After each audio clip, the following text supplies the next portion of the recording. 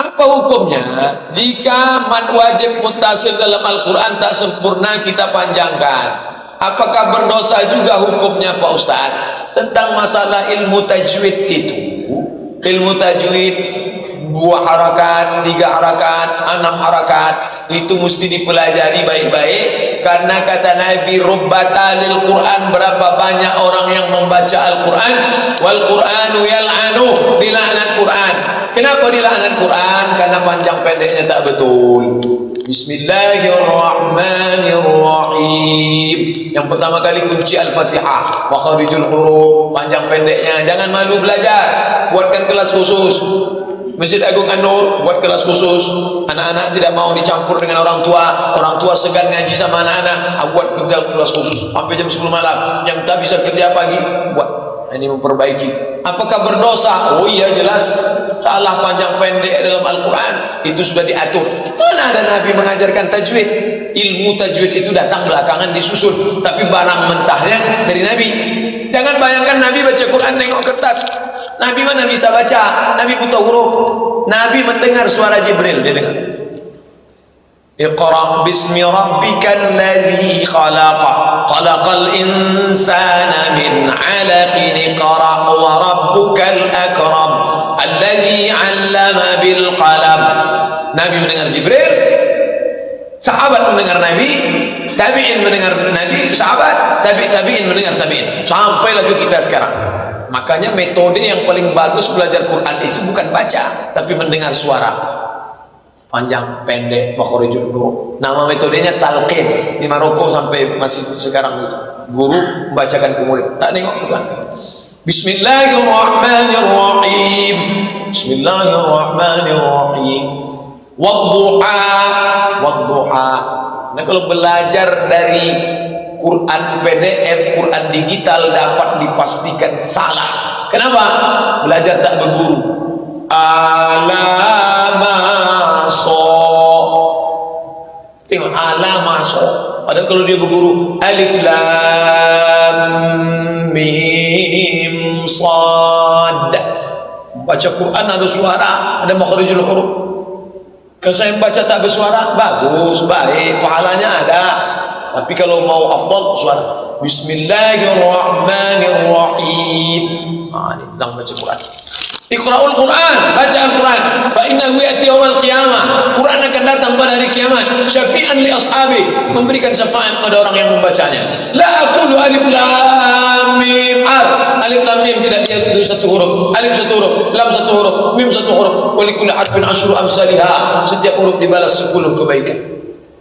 Ustaz, bagaimana tata cara berpakaian seorang akhwat? Karena ada yang mengatakan akhwat itu wajib pakai gamis dan tidak boleh pakai baju dan rok terpisah, bukan gamis. Yang diatur itu bukan model stylenya, yang diatur itu adalah fungsinya. Yang diatur bukan modelnya, yang diatur fungsinya. Pakai baju Cina pun kalau tertutup semuanya sah. Kimono Jepang, baju perempuan Jepang itu Islami, tangannya tertutup, baju, wajah tinggal menambah jilbab saja, bagus. Baju kurung, nampak fitrah manusia itu dari dulu sama. Kimono Jepang, baju Cina, baju kurung, itu semuanya menutup, longgar, tak berbentuk, tidak transparan kalau tertutup. Nah, jadi bukan modelnya.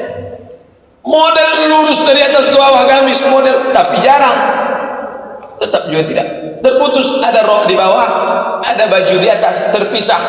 Masalah terpisah mau nyambung, yang penting syaratnya tidak transparan, longgar, menutup aurat, tidak berpunuk ke atas.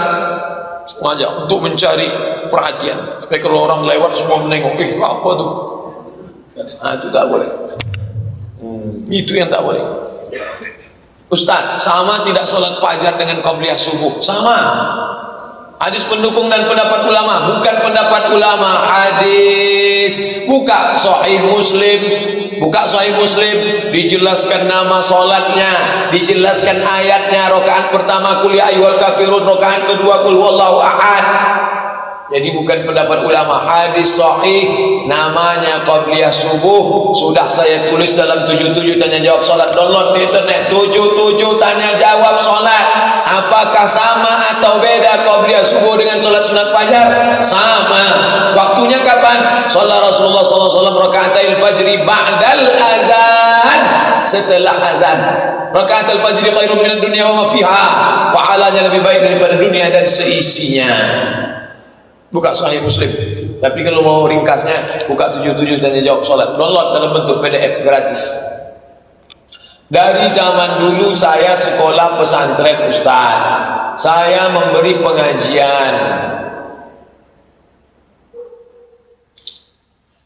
Allah senang dengan warna putih. Oleh sebab itu kita menyembah Allah lebih afdal mengenanya warna putih. Baju ihram warna putih, kain kafan warna putih. Di akhir-akhir zaman sekarang orang banyak warna hitam, jilbab hitam, baju hitam. Sedangkan warna hitam adalah warna kebesaran orang Yahudi dan Nasrani. Mohon penjelasannya Pak Ustaz. Nabi SAW memasuki kota Makkah Al-Mukarramah tahun ke-8. Wa ala ra'sihi imamatun sauda. Nabi pakai sorban hitam. Siapa bilang warna hitam kebesaran Yahudi? Bahwa ada orang Kristen mati lalu mereka pakai hitam-hitam, itu tidak serta-merta kita katakan mereka punya hitam. Nanti kalau mereka pakai putih, kita katakan putih punya dia. Tidak. Nabi pakai sorban hitam, hadis sahih.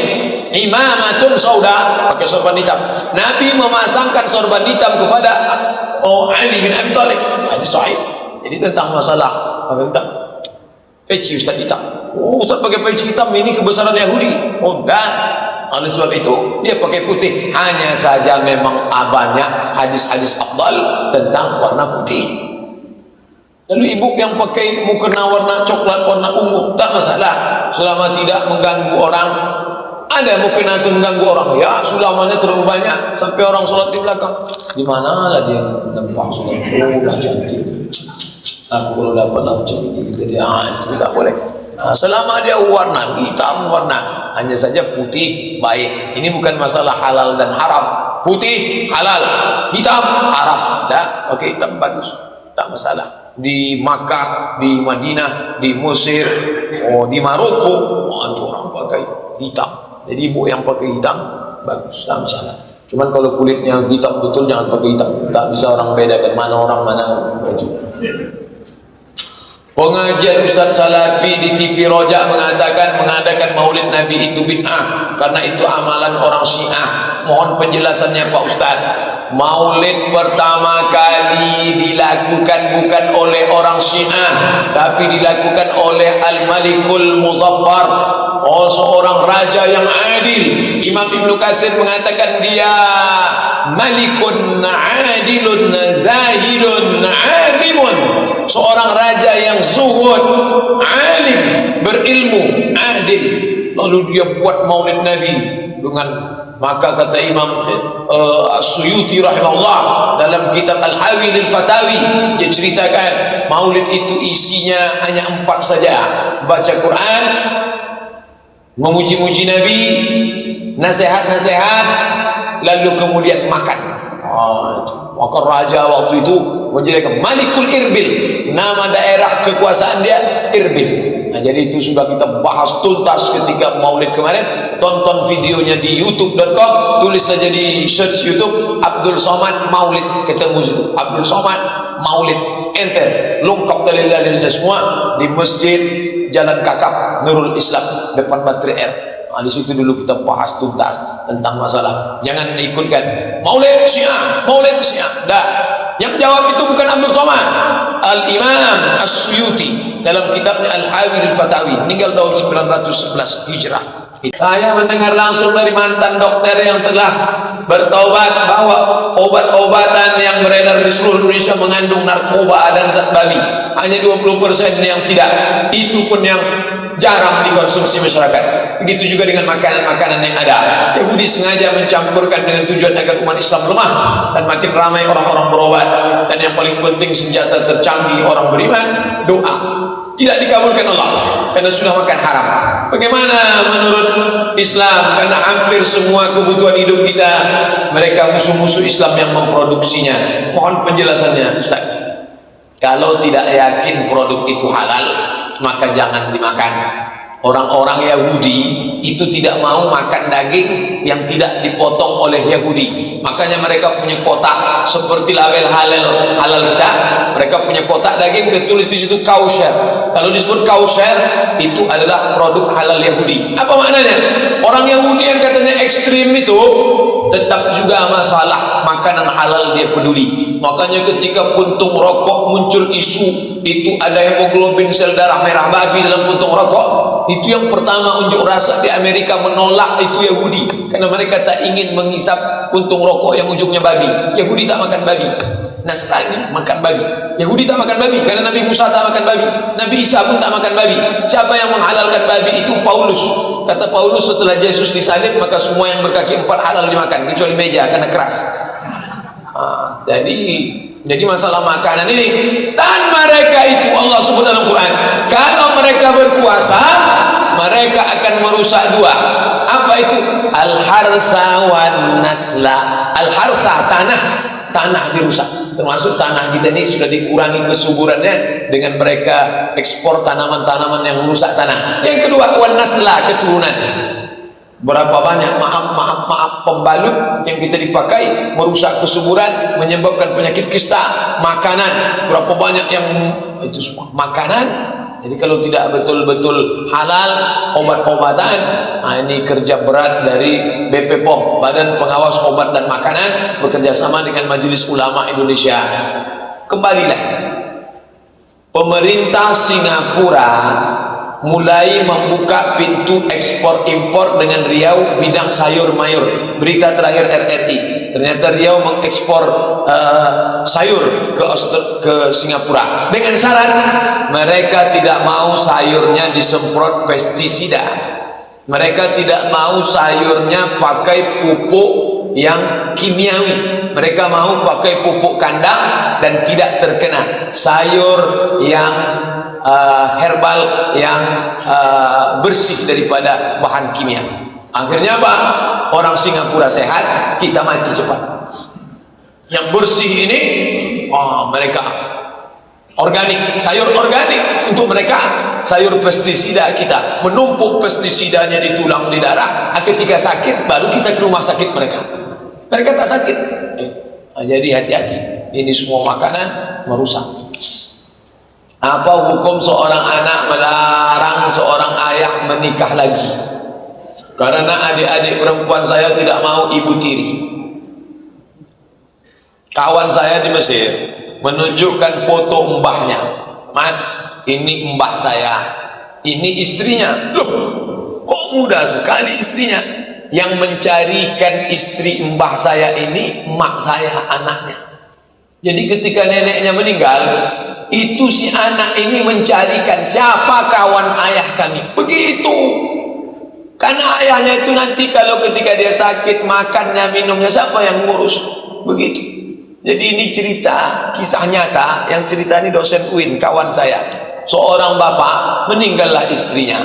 Ketika sudah meninggal, duduklah dia sama anak-anaknya.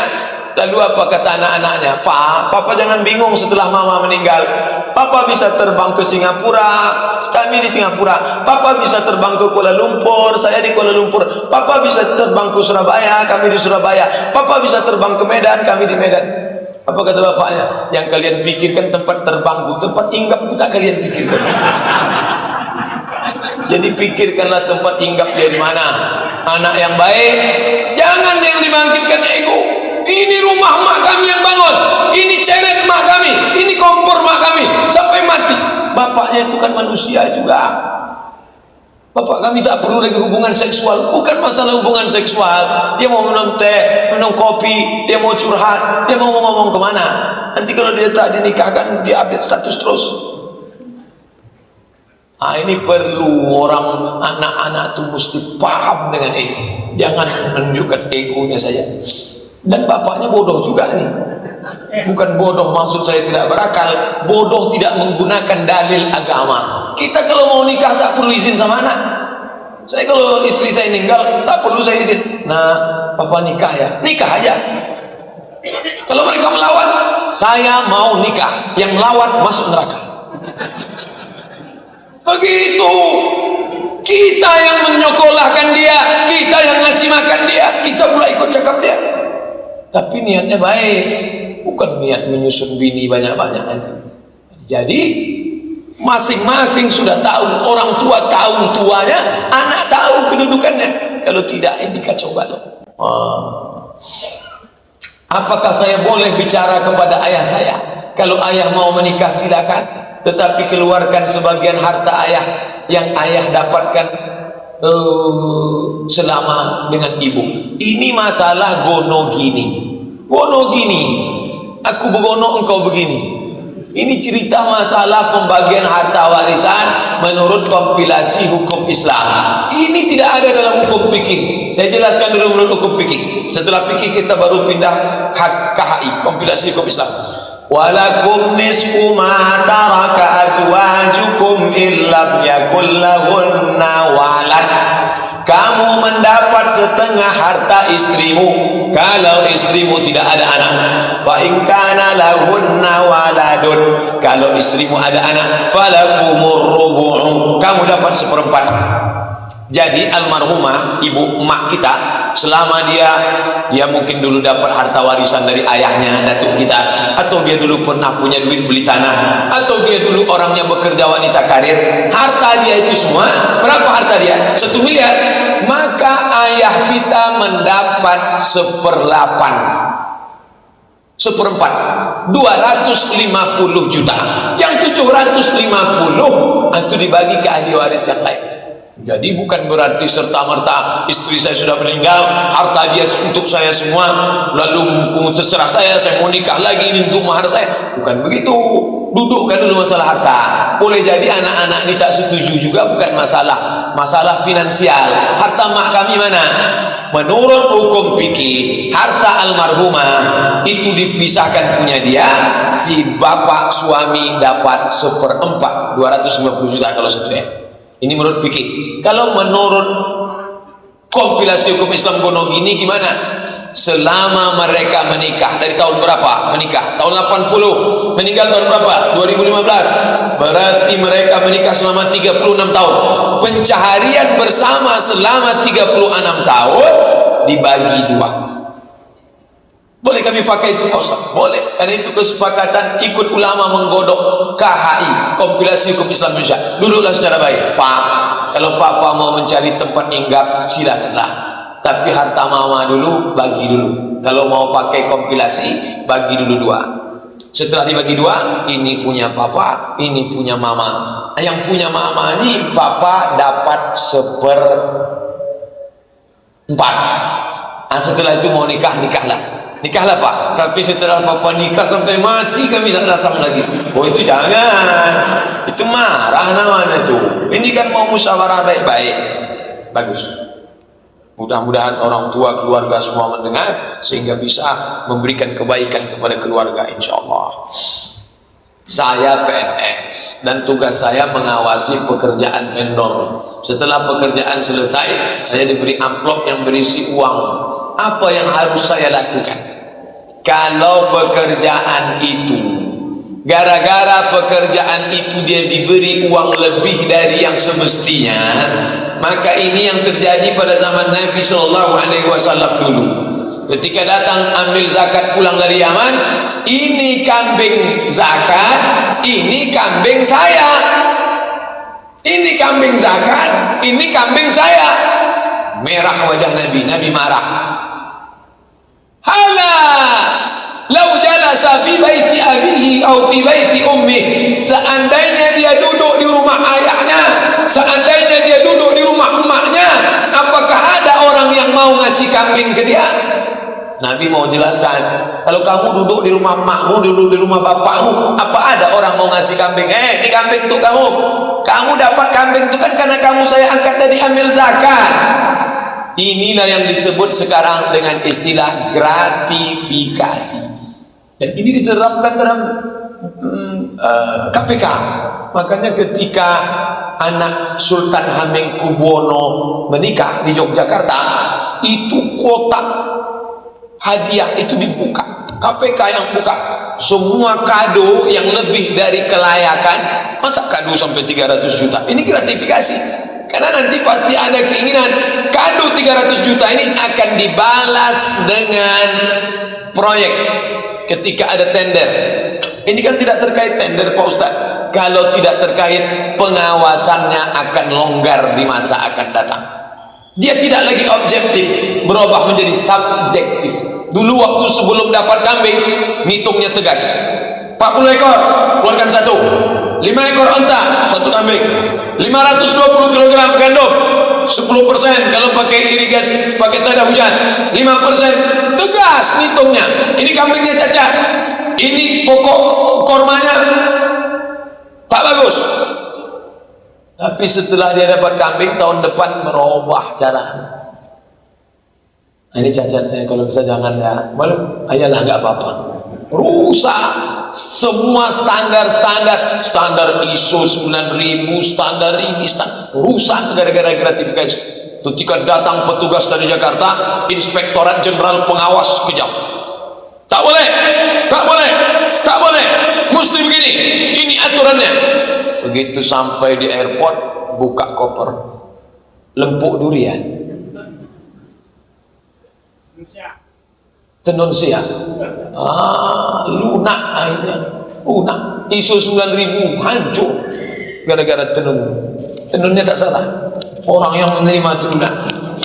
Kalau saya gimana nih Pak Ustadz ragu, kalau mau diambil juga, mau dimakan haram, paling tidak subhan, mau diserahkan ke mau dibuang haram. Kemana? Serahkan ke lembaga yang dinikmati orang banyak. Serahkan ke lembaga yang dinikmati orang banyak. Beda kita ambil kita makan dengan kita ambil tak kita makan. Sikap kita terhadap itu. Kalau tak kita makan, kita tetap dengan ketegasan kita. Mungkin kalau saya tolak, nanti saya ambil, serahkan ke fakir miskin, panti jompo yang dinikmati orang banyak. Apa hukumnya nih Pak Ustadz? Kalau masjid sudah berubah fungsi jadi tempat olahraga senam, banyak orang non muslim yang menodai, pamer aurat, buka aurat. Apa ini betul novel Buya Hamka robohnya surau kami? Robohnya surau kami bukan Buya Hamka.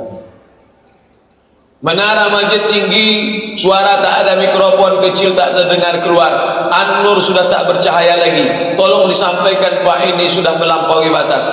Wassalam, pecinta masjid.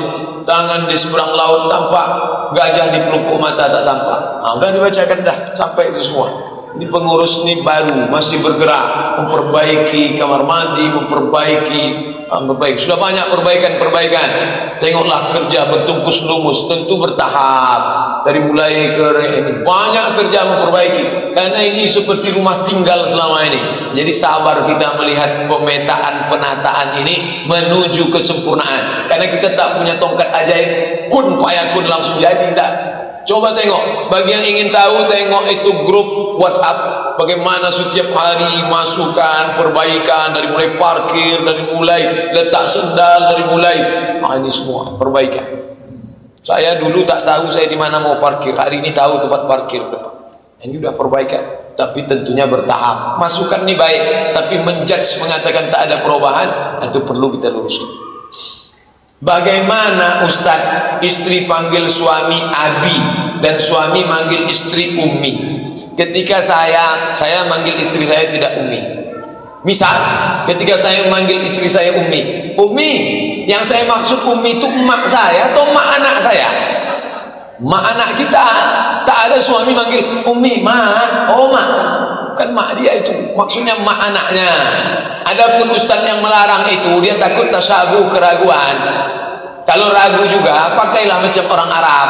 Abu Salamah, kalau manggil istrinya, ya Umma Salamah. Nama istrinya Ummu Salamah. Nama bapaknya Abu Salamah. Nama anaknya Salamah. Mudah cara ingatnya. Suami manggil, Abu Salamah. Qatadah, Abu Darda, nama anaknya Darda, nama suaminya Abu Darda, nama istrinya Ummu Darda. Panggilan bagus. Kalau takut manggil Abi, takut tasabu samar, maka dipanggil, oh siapa nama anaknya? Ahmad, Abu Ahmad, Ummu Ahmad. Ada imbuhan kata, dua kata yang diimbuhkan, tapi orangnya satu. Bagus, menghilangkan tasabu. Bolehkah mengqadha salat yang tinggal di waktu salat yang berbeda? Misalnya mengqadha salat maghrib di waktu zuhur.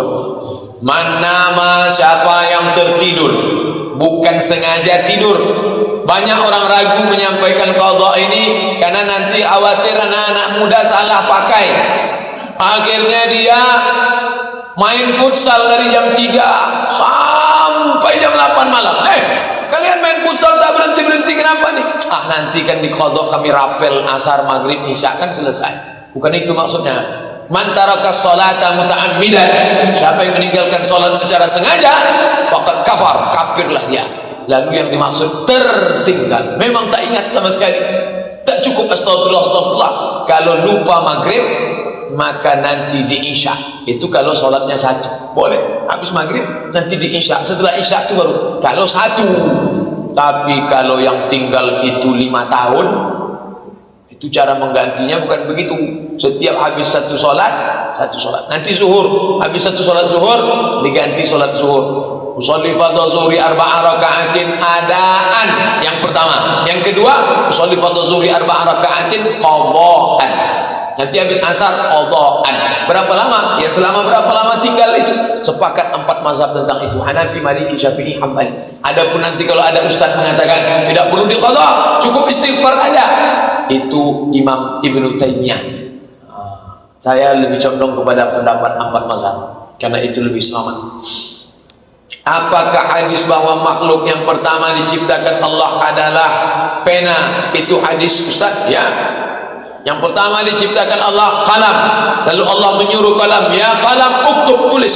Itu dijawab oleh Syekh Yusuf Al-Qaradawi dalam kitab Fatwa Mu'asirah, fatwa kontemporer. Ketika ada orang bertanya, buka Fatwa Mu'asirah, ketika ditanya, Syekh, ya sudah diterjemahkan ke dalam bahasa Indonesia, fatwa kontemporer, dicetak oleh Gemah Insani Press. Bagus buku ini Bapak Ibu miliki, fatwa kontemporer Yusuf Qaradawi, ada dibahas itu.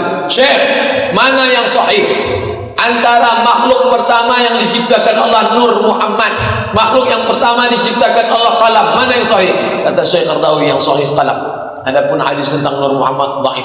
Maka kata dia, bahkan ada yang menyebut palsu. Maka yang kata dia, yang sahih itu kalam. Nun wal qalami wa ma yasturun, demi kalam dan apa yang ditulis. Allah tunjuk kalam, lalu Allah katakan, ya kalam uktub, wahai kalam tulislah. Disitulah kalam menulis di lauh mahfuz. Papan tempat menulis itu lauh mahfuz, papan yang terpelihara, dijaga oleh para malaikat. Apa hukum musik? Ada yang berpendapat bahwa keempat imam mazhab mengharamkan musik, sedangkan ada ulama yang menghalalkan musik. Apakah ini juga masalah khilafiyah? Ya, yang menghalalkan Ibnu Hazm, maka dibahas oleh Syekh Qaradawi dalam buku fikih musik, sudah diterjemahkan Gemah Insani Press. Saya teks Arabnya ada, download PDF bisa, tinggal tulis saja fikih musik.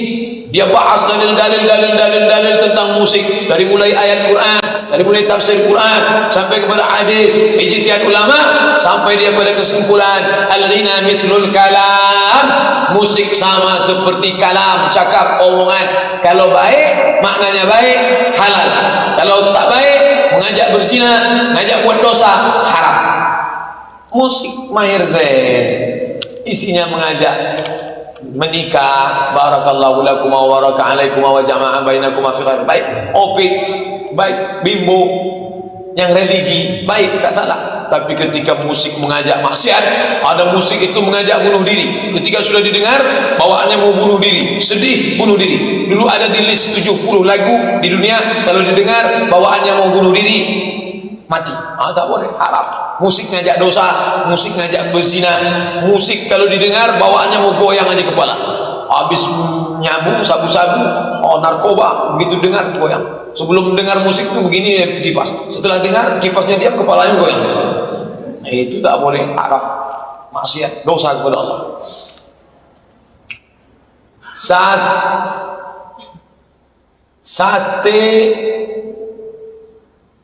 Sate musang. Sate musang apa sate masak? Hukumnya halal atau haram? Hah? Sate musang. Sate. Sake. Oh, sake minuman Jepang. Pokoknya kalau mengandung alkohol haram.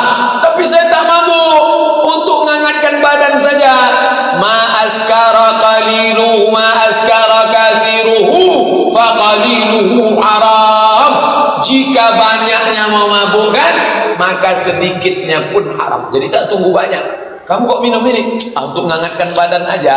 Banyak cara menghangatkan badan. Ada bandrek, ada macam-macam. Jadi kalau ma'askara kasiruhu, kalau yang banyak faqaliluhu haram, maka sedikitnya pun haram, tak boleh. La'anallahul amra, Allah melaknat khamar. Wa syaribaha, yang meminumnya. Wa saqiyaha, yang menumpahkannya ke gelas. Wa asiraha, yang memeraskan kormanya. Wa mu'tasiraha, orang yang minta peraskan kormanya. Wa amilaha, orang yang membawanya, drivernya kena laknat juga. Wal mahmudata ilaih, dan orang yang dibawakan. Bapak pejabat dibawakan orang kasbek, mix bir, kampur, tua, haram. Jangan dijual. Banyak juga orang itu Pak Ustaz ada 5 kerat kasbek, saya tukar sama Coca-Cola. Oh, tak bisa. Karena kalau kita tukar yang haram. Lalu kalau dapat hadiah gitu gimana? Buka botolnya, tumpahkan. Jangan buang ke sungai, dia terapung, diminum orang sungai. Ini tentang masalah apapun, ini merek saja, asal ada alkohol haram. Apabila haram, apakah bisa merubah menjadi halal apabila dimasak sampai alkoholnya hilang? Sesuatu yang mengandung alkohol lalu kemudian diolahnya sehingga tidak ada sama sekali alkoholnya, apa contohnya? Ini tanya orang medis, apa betul kalau sake itu dimasak hilang alkoholnya? Karena ketika alkohol dimasukkan ke dalam masakan, di antara campuran masakan Cina itu ada masuk arak, kata dia, masukkan arak. Begitu arak itu dimasuk ke dalam, pasti tengok lagi tak ada araknya. Oh, kalau gitu kita makanlah. Dia bukan sebelum masuk, bukan setelah jadinya. Sebelum jadinya itu dihukum. Banyak makanan lain lagi. Maka jangan makanan Jepang. Dan ternyata makanan Jepang ini banyak mudaratnya. Yang suka makan-makan mentah itu salah satu penyebab belatung dalam otak. Itu gara-gara makan mentah. Makan mentah. Dia pun sebetulnya jijik mau makan itu, tapi karena supaya dibilang keren, hebat makanan Jepang. Udahlah dijajah Jepang 3,5 tahun, makanan Jepang itu pula menjajah kita sekarang. Oleh sebab itu banyak makanan orang kita yang halal-halal lagi. Tapi pertanyaan ini penting, bukan saya katakan tak penting, ini penting. Mengenai hadis Rasulullah menyuruh sahabat untuk sholat 2 rakaat saat khutbah Jumat, padahal sahabat sudah duduk. Mengapa saat ini tidak dilakukan? Setahu saya tidak diamalkan. Saya khutbah semalam di Masjid Raya Pasar Bawah, tak ada yang duduk. Yang di situ yang di ujung tegak. Kalau masuklah dia di depan saya duduk, saya suruh tegak. Qum fasalli rak'atain. Tegak. Selama saya khutbah belum pernah orang duduk di depan saya. Tapi duduk di belakang tak mungkinlah saya cari. Apa duduk itu? Duduk di depan. Qum fasalli rak'atain. Bapak Ibu sekalian, sampaikan, ini rekaman, sampaikan. Orang yang datang ke masjid terlambat, Nabi menyuruh dia qum fasalli rak'atain. Salat sunat 2 rakaat. Sampai begitu. Tapi yang paling baik itu datang awal, cepat datang, salat sunat, baca Quran, berzikir. Tapi anda itu jadi, mana boleh khotib ngomong Pak Ustaz? Khotib sama jamaah boleh ngomong, yang tak boleh itu sesama jamaah ngomong. Idza qulta li sahibika ansit, kalau kau katakan ke teman di sebelahmu, diam, faqad laghauta, kau sudah melakukan perbuatan sia-sia. Wa man lagha, siapa yang mengakukan perbuatan sia-sia, fala jum'ata lah, maka tiada Jumatlah baginya. Saat ayah saya meninggal, beliau meninggalkan sebuah rumah yang kami tempati, tapi rumah tersebut adalah hasil dari ayah dan ibu saya. Ayah saya masih memiliki ibu yang masih hidup. Pertanyaannya, bagaimana pembagian warisannya karena sekarang nenek saya sudah meninggal? Kenapa ke nenek begini? Saat ayah saya meninggal, beliau meninggalkan sebuah rumah yang kami tempati. Ya, tetapi rumah tersebut adalah hasil dari ayah dan ibu saya. Oke, ayah saya masih memiliki ibu, mak dia. Ayah saya masih memiliki ibu, mak dia. Itulah nenek saya tadi, masih hidup. Pertanyaannya, bagaimana pembagian warisannya? Karena sekarang nenek saya sudah meninggal. Syukran Ustaz. Ketika ayah tadi meninggalkan sebuah rumah, maka rumah itu warisan, pemiliknya siapa? Ahli warisnya istrinya, emaknya, anaknya. Itu ahli warisnya, istrinya, emaknya, anaknya. Istrinya berapa dapat? 1/8 karena ada anak. Emaknya berapa dapat? 1/6. Fali ummihis sudus. Anaknya berapa dapat? Lizzakari mislu hadzil unsayain. Anak laki-laki dapat 2 kali bagian anak perempuan. Jadi kalau selama nenek itu dulu hidup, anak dia meninggal dia tak dikasih, itu perbuatan zalim. Kenapa dia tak dikasih? Rumahnya tak kami jual. Anggaplah dia punya itu. Nah sekarang dia meninggal, maka yang jadi ahli warisnya siapa? Ada tak anak dia? Hitunglah seolah-olah dia hidup dulu dapat dari almarhum bapak sekian, karena itu anak dia. Nah sekarang jatah dia itu milik dia. Sekarang nenek itu meninggal, siapa yang dapat harta warisan? Anak-anak dia. Lizzakari mislu hadzil unsayain. Anak laki-laki dapat 2 kali bagian anak perempuan. Begitulah pembagian. Pelajaran dari sini, ketika orang meninggal dunia, segerakanlah pembagian harta warisan. Karena kalau ditumpuk, ini contohnya bertimpa-timpa, dulu tidak dibagi, sekarang meninggal, maka cobalah. Dan yang paling kasihan, dia tidak sempat menikmati harta anaknya. Padahal mungkin kalau dibagi waktu itu dia bisa pergi umrah, dia pergi ke tanah suci, yang lalu tak dapat diulang. Apa boleh buat? Anak-anak, paman, pakcik yang masih hidup, anak-anak almarhumah, sampaikan supaya mereka mewakafkan itu, bersedekah. Yang paling bagus, pergi ke masjid yang sedang membangun, bebaskan tanah. Mudah-mudahan dia waktu hidup dulu tidak sempat beramal, kita gunakan itu untuk sesudah dia meninggal dunia. Mohon penjelasannya seperti apa sistem pemerintahan dalam Islam dan bagaimana cara meraih kekuasaan yang diajarkan oleh Islam. Ketika meninggal Nabi Muhammad SAW, maka berkumpullah sahabat di satu tempat bernama Saqifah Bani Sa'idah untuk memilih pemimpin pengganti, bukan pengganti sebagai Nabi, pengganti sebagai pemimpin Muhajirin dan Ansar. Maka orang-orang Muhajirin mencalonkan Umar ibn al-Khattab, orang-orang Ansar mencalonkan Sa'ad ibn Ubadah, panglima perang dari suku Aus. Kemudian kata Umar bin Khattab, ada orang yang lebih layak daripada saya, yaitu Abu Bakar Siddiq, yang ketika itu dia saat Nabi sakit, dialah yang diangkat menjadi imam. Maka imam itu dibagi 2, imamatun sughra, imam salat, imamatun kubra, khalifah. Itu signal bahwa inilah orang yang paling layak. Maka sepakat Ahlus Sunnah wal Jamaah, musyawarah syura, wa amruhum syura bainahum, orang-orang beriman bermusyawarah. Setelah terpilih Abu Bakar Siddiq, maka sahabat-sahabat pun membaiat, termasuk Ali bin Abi Thalib radhiyallahu anhu pun membaiat Abu Bakar. Jadi sistem dalam Islam itu yang disebut dalam Quran, wasyawirhum fil amr. Sedangkan Nabi yang dapat wahyu saja pun disuruh musyawarah. Wasyawirhum, bermusyawarahlah engkau dengan mereka. Maka kita pun disuruh bermusyawarah. Jadi sebetulnya nilai mengangkat pemimpin dengan musyawarah itu tertuang permusyawaratan dalam sila keempat. Permusyawaratan, bermusyawarah. Makanya kita dikenal dengan musyawarah mufakat. Karena one man one vote, satu suara, satu orang satu suara, itu tidak adil. Profesor yang cerdas suaranya satu, orang jahil suaranya sama, mencoblos satu. Di mana letak keadilan? Kecuali kalau levelnya begini, dianggap suaranya 10, itu bisa. ada keadilan. Tapi karena adil itu dianggap sama rata, maka dalam Islam itu pemimpin diangkat berdasarkan syura. Kalau setelah dia terpilih, maka kita pun membaiatnya. Man mata, siapa yang mati, walaysa fi unuqihi bai'ah, di pundaknya tidak ada bai'at, tidak ada janji setia kepada pemimpin, mata mitatan jahiliyah, matinya mati jahiliyah. Nauzubillah.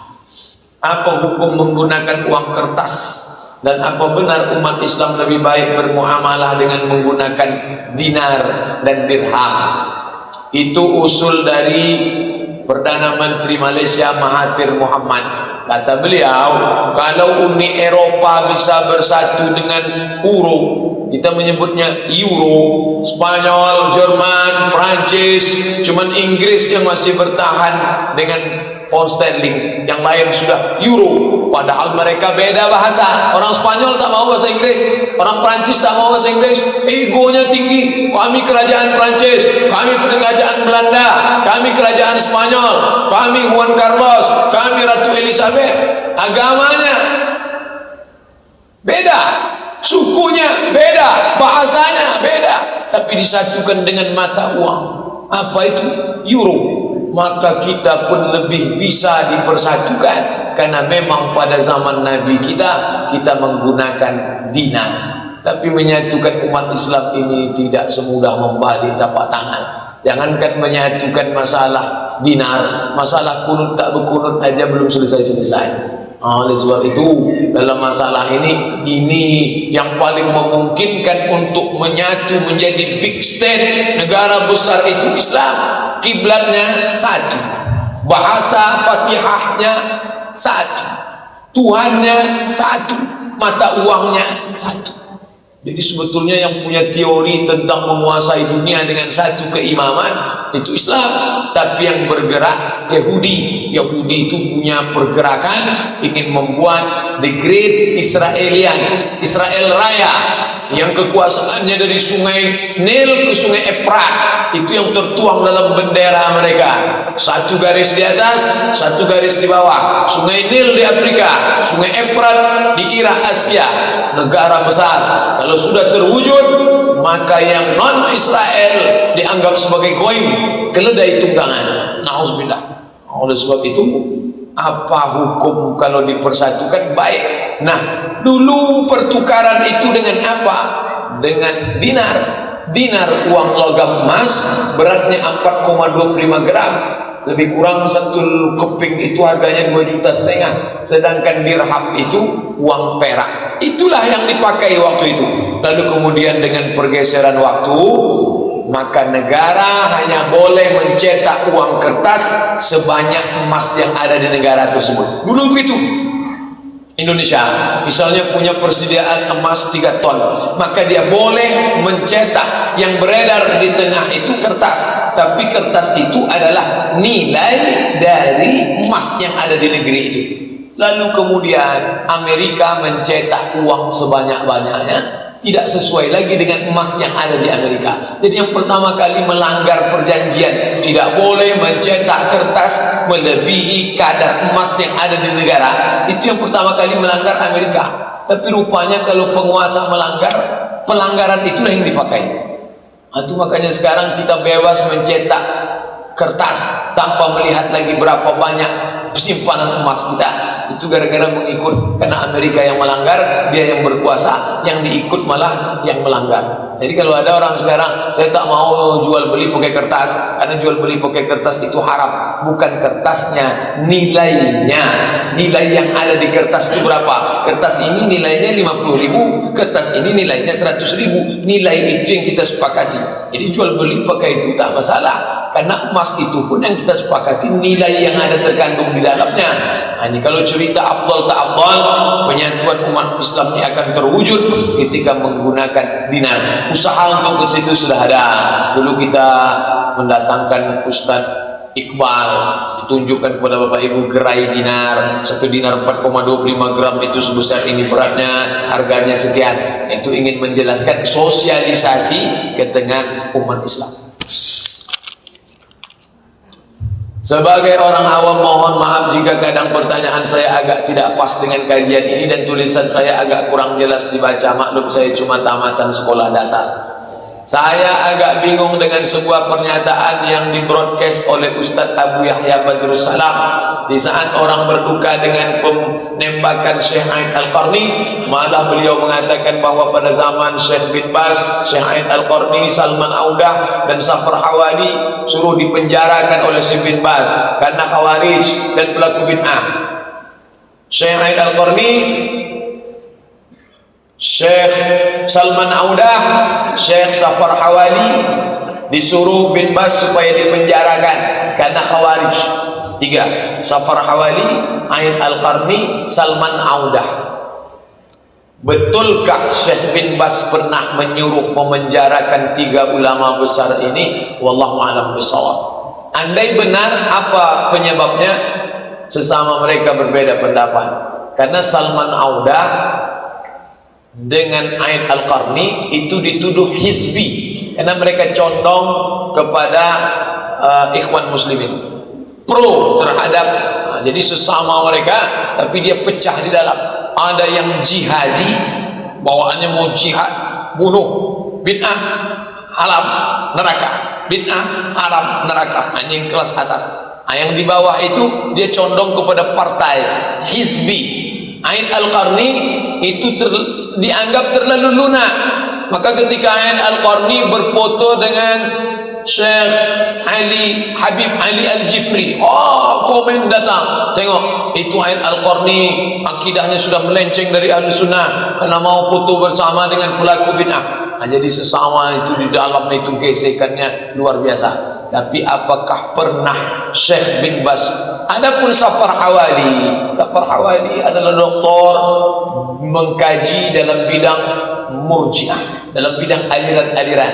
Dia pun termasuk orang yang dikucilkan juga di dalam. Ini 3 orang ini, Aid Al-Qarni, Safar Hawali dan Salman Audah. Salman Audah dekat dengan Qardawi, Salman Audah, dan dia termasuk yang menulis fikih taisir.